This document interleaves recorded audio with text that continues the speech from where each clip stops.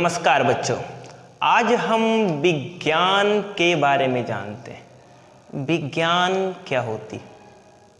ठीक है, विज्ञान किसे कहते हैं, विज्ञान क्या होती, इसके बारे में आज हम विज्ञान के बारे में आपको एकदम बेसिक सा सबसे नीचे स्तर से उठाएंगे कि विज्ञान किसे कहते हैं, कहाँ से विज्ञान का मतलब क्या होता है, फादर कौन है, इसकी शाखाएं कौन कौन सी हैं, इन सब के बारे में बहुत डिटेल से जानेंगे और एक एक शब्द का मतलब देखेंगे। ठीक है, तो हमें पढ़ना है, कुल मिलाकर आज कह सकते हैं आपके इंट्रोडक्शन ऑफ साइंस है। आज आपका केवल साइंस का हमें इंट्रोडक्शन यानी साइंस का परिचय देने वाले हैं आज हम आपको। चलिए, तो पहला टर्म हमारा देखें जिसे हम कहते हैं कि विज्ञान क्या होता है। ठीक है, विज्ञान क्या होता है, इंग्लिश में इसको हम कहते हैं साइंस, SCIENCE, साइंस। ठीक है, साइंस क्या होती है, तो साइंस शब्द का जो अर्थ होता है यानी साइंस का जो अर्थ है उसका मतलब है टू नो। साइंस का अर्थ क्या होता है, टू नो, जिसको हम हिंदी में कहते हैं जानना। क्या कहते हैं, जानना, यानी किसी के भी बारे में जब हम कोई जानकारी लेंगे, किसी भी चीज की बारे की यानी किसी भी चीज की जब हम जानकारी प्राप्त करेंगे उस चीज को हम क्या कहते हैं, विज्ञान कहते हैं। ठीक है, विज्ञान क्या है, टू नो, यानी कि जानना, किसी भी चीज के बारे में जानना। मार्कर है, इसके बारे में जान लेना ही विज्ञान है। पंखे चल रहे होंगे, पंखे के बारे में जान लेना ही विज्ञान है। बाहर देख लेना, पेड़ पौधों के बारे में जान लेना ही क्या है, विज्ञान। यानी किसी के भी बारे में जानकारी आप प्राप्त कर ले, इस चीज को क्या कहते हैं, विज्ञान कहते हैं। ठीक है, वैसे विज्ञान के कोई फादर तो नहीं है, लेकिन फिर भी कहे जाते हैं कि जो विज्ञान के फादर जिनको माना जाता है वो है गैलीलियो। कहा जाता है कि विज्ञान के फादर कौन है, गैलीलियो।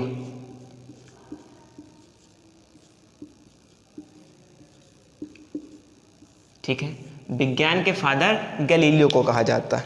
वैसे देखिए, आपको पता है कि विज्ञान कोई एक चीज़ तो है नहीं, अलग अलग चीज़ों का समूह होती है विज्ञान। तो जब अलग अलग चीज़ों का समूह है यानी हर चीज़ की जानकारी अलग अलग, क्योंकि मान लीजिए हमें पेड़ पौधों की जानकारी लेनी है तो वो अलग होगी, किसी जीव के बारे में लेनी है तो अलग होगी, है ना, पंखों के बारे में लेनी है तो वो अलग होगी। तो अलग अलग चीज़ों की होगी, लेकिन फिर भी कई ऐसी चीज़ें, कई ऐसे इन्वेंशन गैलीलियो ने किए शुरुआत में विज्ञान के बारे में, जिसके कारण कह दिया गया कि हम विज्ञान के जो फादर हैं वो गैलीलियो को कह सकते हैं।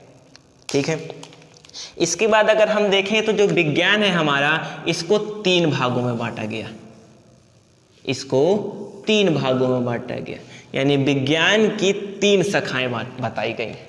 कौन कौन सी? पहली आपको बताई गई है भौतिक विज्ञान। पहले क्या बताया गया आपको, भौतिक विज्ञान बताया गया। ठीक है, दूसरी शाखा इसकी रसायन विज्ञान कहलाती। दूसरी शाखा क्या कहलाती इसकी, रसायन विज्ञान कहलाती। तीसरी शाखा को हम जीव विज्ञान कहते हैं। ठीक है, भौतिक विज्ञान को इंग्लिश में हम लोग फिजिक्स बोलते हैं, रसायन विज्ञान को केमिस्ट्री बोलते हैं और जीव विज्ञान को हम बायोलॉजी बोलते हैं। ठीक है, तो विज्ञान को इन तीन शाखाओं में बांटा गया। कौन कौन से? फिजिक्स में, केमिस्ट्री में और बायोलॉजी में।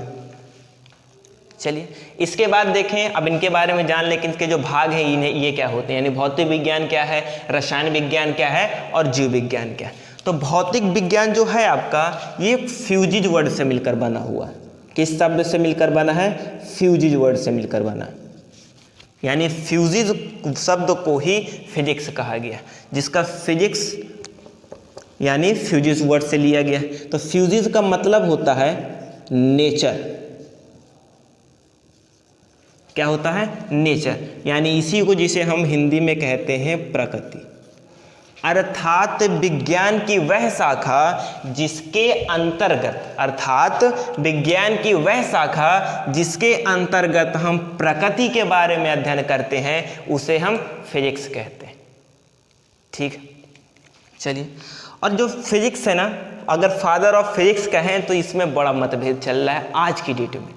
आज की डेट में देखें तो बहुत मतभेद, क्यों? क्योंकि फिजिक्स को ना दो भागों में बांट दिया गया। फिजिक्स को दो भागों में बांट दिया गया। पहला भाग आपका कहलाता है एंशिएंट फिजिक्स, एंशिएंट फिजिक्स कहते हैं इसको, या हिंदी में चिरसम्मत भौतिकी कहते हैं। क्या कहते हैं? चिरसम्मत भौतिकी कहते हैं। और दूसरा भाग इसको बांटा गया है मॉडर्न फिजिक्स में, मॉडर्न फिजिक्स में बांटा गया। ठीक है, मॉडर्न फिजिक्स, या इसी को हम लोग कहते हैं आधुनिक भौतिकी, आधुनिक भौतिकी कहते हैं। ठीक है, चिरसम्मत भौतिकी क्या है? चिरसम्मत भौतिकी 1900 के जो पहले की भौतिकी थी, यानी सन 1900 की बात करें तो ये इससे पहले हमने पढ़ा था, है ना। तो 1900 से पहले, 1900 से पहले जितनी भी फिजिक्स की खोजें हुई, फिजिक्स के बारे में पढ़ा गया, उस फिजिक्स को हम चिरसम्मत भौतिकी या एंशिएंट फिजिक्स कहते हैं। जिसके अंतर्गत अगर हम देखें तो कौन कौन सी शाखाएं आती थी? यांत्रिकी आया करती थी, सही है। यांत्रिकी के बाद आपका प्रकाशिकी है, यांत्रिकी हो गया, प्रकाशिकी हो गया, और विद्युत चुंबकीय भी इसी के अंतर्गत आता है, विद्युत चुंबकीय, विद्युत चुंबकीय। इस तरह से ये जितनी भी शाखाएं थी ये सब किसके अंतर्गत आती थी? एंशिएंट फिजिक्स के अंतर्गत आती थी, यानी चिरसम्मत भौतिकी के अंतर्गत आती थी। और इसीलिए जो चिरसम्मत भौतिकी के जो फादर हैं, अगर हम बात करें फादर ऑफ एंशिएंट फिजिक्स, यानी इसके अगर हम फादर की बात करें तो सिर्फ दो लोगों को माना जाता है, लेकिन मेनतः माना जाता था सर आइजैक न्यूटन को। किसको माना जाता था? सर आइजैक न्यूटन को माना जाया करता था कि जो फादर ऑफ एंशिएंट फिजिक्स हैं वो न्यूटन जी। तो सर आइजैक न्यूटन को कहा जाता था। अब इसी तरह हम बात करें मॉडर्न फिजिक्स की, तो जो मॉडर्न फिजिक्स के फादर हैं ये आप सबके फेवरेट कौन है? Albert Einstein, Albert Einstein. तो जो मॉडर्न फिजिक्स थी, सॉरी,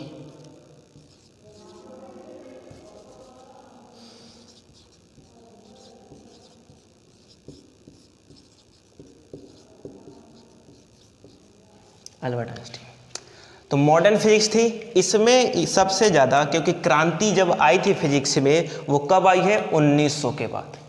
पहले हम पढ़ते थे जिन भी चीज़ों के बारे में बहुत नॉर्मली चीज़ें पढ़ते थे, लेकिन जब भी 1900 के बाद ये जैसे न्यूक्लियस आपके ना इनकी खोज हुई। अब आपको पता है आपको कि 1911 में आपको रदरफोर्ड ने प्रोटॉन की खोज करी। तो जब इनकी खोजें हुई तो बहुत क्रांतिकारी फिजिक्स बनी। और इस शाखा के अंतर्गत जो आई चीज़ें आपकी मॉडर्न फिजिक्स के अंतर्गत वो आपके एंशिएंट फिजिक्स से मेल ही नहीं खा रही थी, जिसकी वजह से इस फिजिक्स की शाखा ही अलग कर दी गई। और इसके अंतर्गत हम क्या क्या पढ़ते हैं? जैसे क्वांटम फिजिक्स पढ़ते हैं, सही है ना।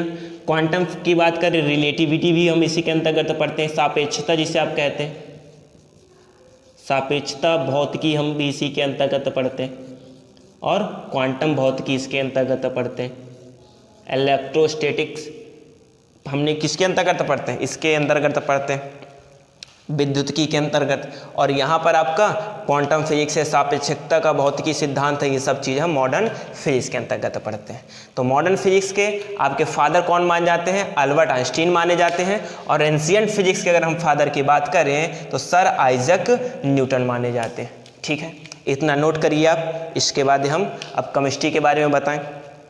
नोट कर लीजिए, पॉज करके नोट कर लीजिए। नोट हो गया सबका? पॉज करके नोट कर लिया आपने? चलिए अब इसको इरेज कर देते हैं।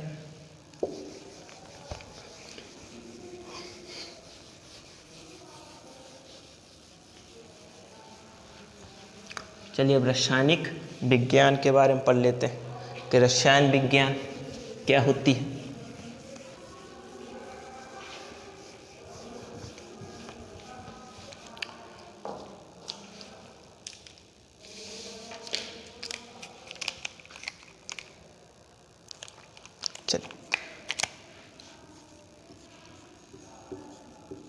रसायन विज्ञान देखें, ठीक है, या इसी को हम कहते हैं केमिस्ट्री।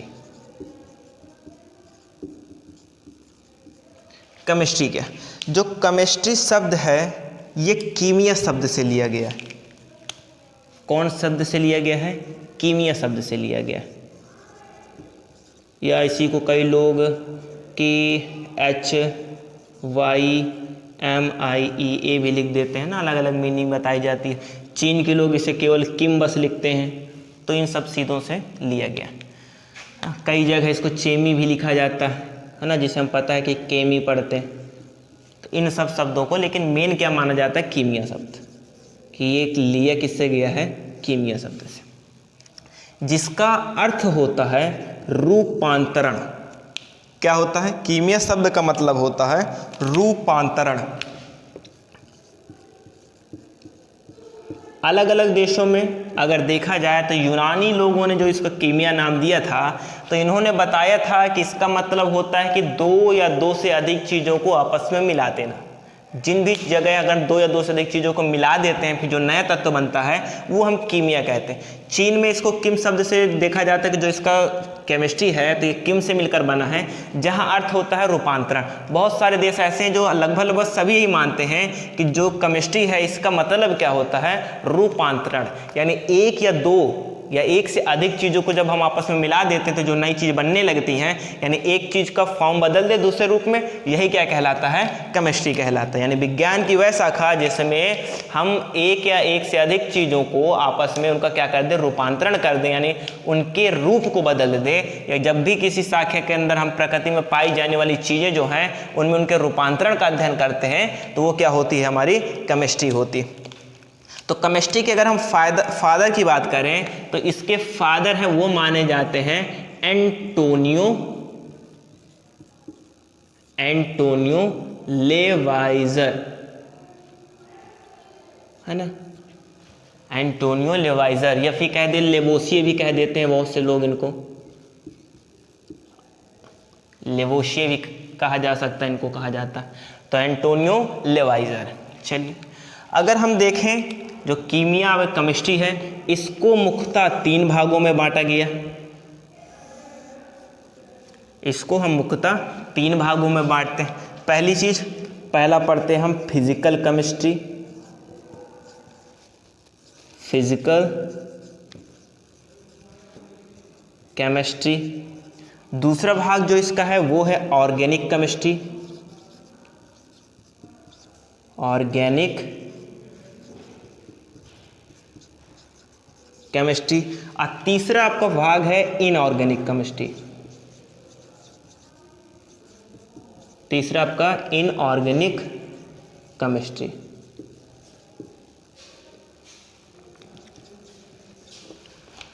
फिजिकल केमिस्ट्री का मीन्स जैसे कि आप लोग जानते हैं कि भौतिक रसायन। फिजिकल केमिस्ट्री का मतलब क्या होता है? भौतिक रसायन।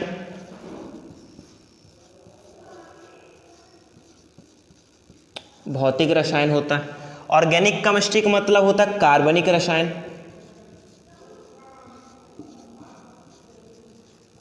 और इनऑर्गेनिक का मतलब होता है अकार्बनिक रसायन।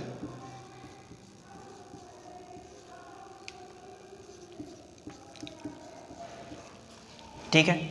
फिजिकल केमिस्ट्री यानी भौतिक रसायन। भौतिक रसायन क्या है? जब हम, भौतिक का मतलब क्या होता है? प्रकृति।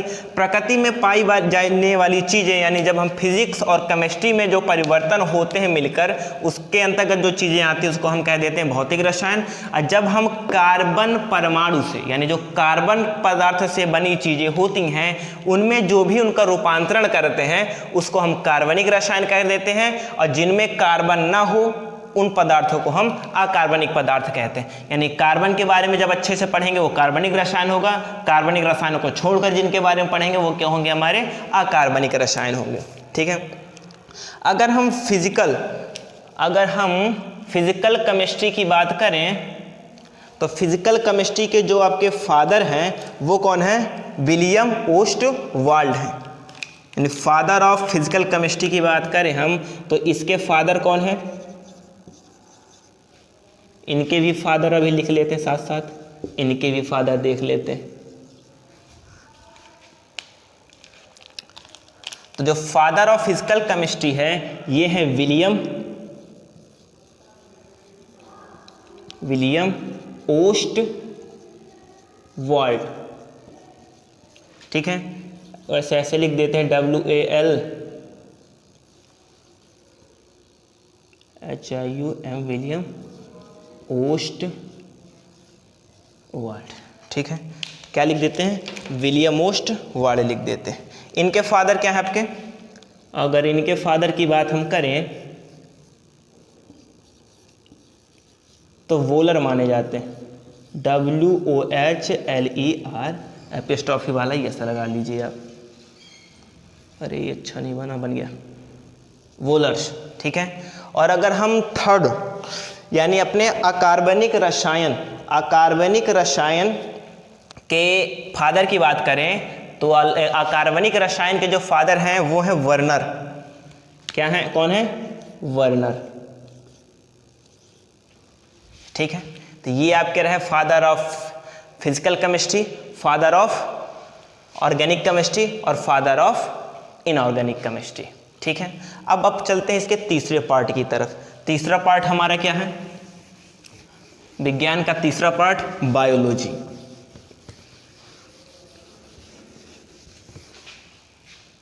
तो बायोलॉजी के बारे में पढ़ लें।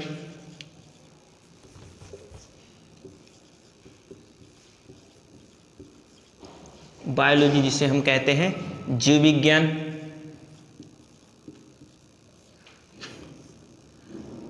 बायोलॉजी जो वर्ड है आपका ये बना है दो वर्डों से मिलकर, बायो और प्लस लॉजी। ठीक है। लोकस भी कई लोग कहते हैं, वो भी सही है, उसमें कोई दो राय नहीं है, लेकिन हम आसानी से पढ़ने के लिए क्या करेंगे, इसको दो भागों में बांटेंगे, लिखेंगे बायो प्लस लॉजी पढ़ेंगे। जहां बायो का मीन्स होता है लिविंग,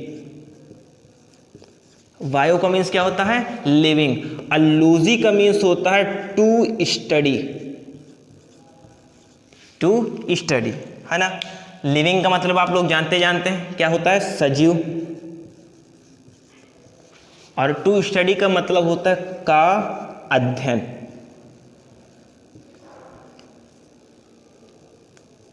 यानी जिस शाखा के अंतर्गत हम सजीवों का अध्ययन करते हैं, जिस शाखा के विज्ञान की जिस शाखा के अंतर्गत हम सजीवों का अध्ययन करते हैं वो क्या कहलाती है, आपकी बायोलॉजी कहलाती है, यानी सजीवों का अध्ययन।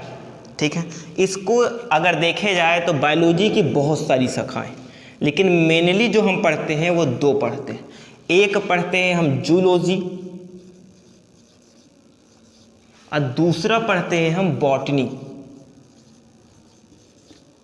ठीक है। जूलॉजी इसका मतलब होता है जीव विज्ञान और बॉटनी का मतलब होता है वनस्पति विज्ञान।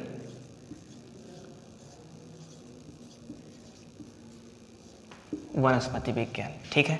वैसे बायोलॉजी के अब देखिए आपको पता है कि बहुत सारी शाखाएं हैं, तो कोई एक का अगर हम बता दें कि बायोलॉजी के ये फादर हैं तो ऐसे उनके साथ सही तो नहीं होगा बाकियों के साथ, लेकिन फिर भी अगर देखा जाए तो बायोलॉजी के जो फादर हैं वो माने जाते हैं अरस्तु। फादर की अगर हम बात करें, जो बायोलॉजी के फादर हैं वो बायोलॉजी के फादर माने जाते हैं, कौन किनको मानते हैं हम, अरस्तु को मानते हैं। ठीक है। या इंग्लिश में इनको एरिस्टोटल भी कहते हैं, एरिस्टोटल, है ना, ये भी कहते हैं। चलिए, जीव विज्ञान जिसके अंतर्गत, जीव का मतलब होता है जीवन, जीव का मतलब कोई प्राणी, जीव का मतलब होता है प्राणी। ठीक है। और लॉजी का मतलब होता है, आपको पता ही पता, टू स्टडी, यानी जिसके अंतर्गत हम प्राणियों के बारे में पढ़ते हैं। बायोलॉजी की वह शाखा जिसके अंतर्गत हम प्राणियों के बारे में अध्ययन करते हैं वह हमारा जूलॉजी, या इसी को हम प्राणी विज्ञान भी कह देते हैं, साथ साथ इसको प्राणी विज्ञान कहते हैं। और जूलॉजी के जो फादर हैं, आपके फादर ऑफ जो जूलॉजी है वो माने जाते हैं अरस्तु। मेन रियलिटी में देखा जाए तो अरस्तु जूलॉजी के फादर, ठीक है।